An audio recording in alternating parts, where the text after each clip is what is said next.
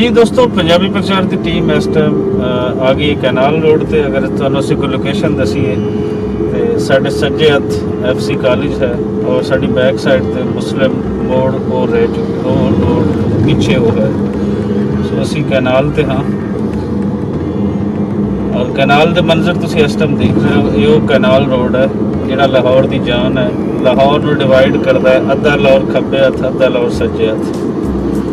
सो इत्थे रश इतना ज़्यादा होंदा है कि बाज़ औक़ात बंदे नूं उकताहट होने लग जाती कि मैं कित्थे फस गया।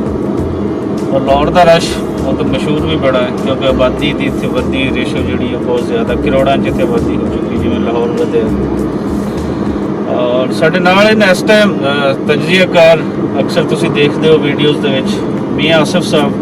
मियाँ साहब किवें वेखदे हो सारे खेड नूं, दिल नूं हौल पै रहे हैं कि साडे नाल की होया और अगे लोगों का जिहड़ा रिस्पांस है क्या इंज ही होना चाहिए सी? देखो ये गल तो बिल्कुल ठीक है कि जिहड़ा लोगों का रिस्पांस आ वो तो ठीक आ कि लोग बह गए घर च, उन्होंने मन ली हुकूमत की गल, बाहर नहीं निकल रहे, बहुत घट गए आ। इक्का दुक्का कोई निकले आए, वो भी कोई मजबूरी के आलम च कोई निकले आंदा तो निकले आवे, वो भी कोई नहीं आ रहा। पर दूजी गल ये है जिहड़ा असल इस टाइम इशू चल रहा वा, मैनू जिहड़े ते आ रहा है कि हौल जिहड़े दिल नूं पै रहे वो सड़कां खाली देख के नहीं पै रहे। सड़कां खाली होने का जिहड़ा कारण आ वो करके पै रहे कि साडी हुकूमत जे बर वक्त काम शुरू कर दिंदी, जदों चाइना शुरू होया रौला पिया, उस तो बाद चुप करके धनिया पी के सुते रहे। बिल्कुल तुसीं सही कह रहे हो, बड़ा लाइट लिया है और इहदे विच असीं इस नूं करोना नहीं इवें समझिया जिवें कोई स्टेज ते नहीं अनाड़ी कोई अदाकार आ जाता तो उन्होंने सारे जुगता मारते हैं कि नवा बंदा आ गया।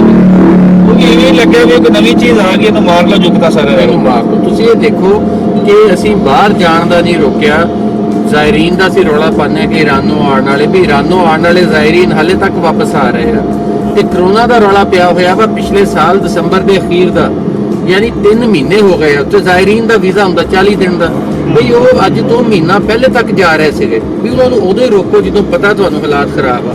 उमरे ते लोग हुण वापस आ रहे हैं भी तुसीं देखदे ही नहीं कि इन्होंने उत्ते कोई उन्होंने सीरीयस लिया ही नहीं। तो जे पता सीगा कि वो आ रहे हैं हालात खराब आ, तुसीं 3 महीने थोड़े तुहाडे कोल उत्थे बना दिओ तफ्तान दे उत्ते एक करंटीना।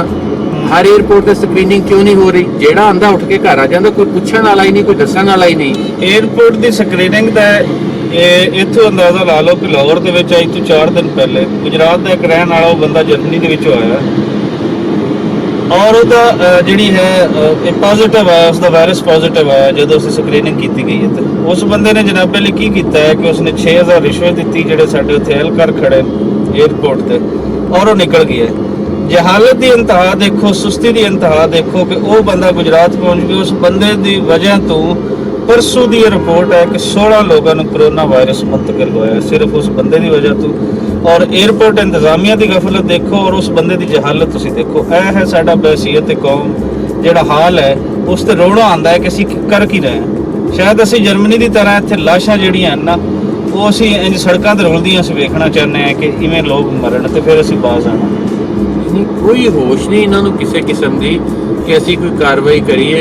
गोंगलों तो मिट्टी झाड़ के चुप करके बह जाते हैं। हुण भी जिहड़े आ बना रहे हैं जी सेंटर, इन्ने बनाते दिसदा कुछ भी नहीं है, काम किसी पासे नहीं हो रहा। किट्टां किन्नियां कि इन्हां दे कोल भी जो चैक करना उन्होंने डॉक्टरां ने मरीजों, डॉक्टर बेचारे भी सच्चे रोंदे हैं। और डॉक्टर डॉक्टरां नूं तुसीं सहूलतां नहीं दित्तियां कि डॉक्टर तुहाडा परसों एक जिहड़ा सवाल दे विच डॉक्टर मर गया इलाज करदा है। सो ऐ जी असीं नहर जिहड़ी तुहानूं असीं दिखा दित्ती। अगे चलदे हां कि अगे की हो रहा है और अगे क्या कि हुकूमत की गल मनी जा रही है। हुकूमत की गल मनन या ना मनन, अवामी शऊर जिहड़ा है वो किस लैवल ते आ गया वो असीं देखना है।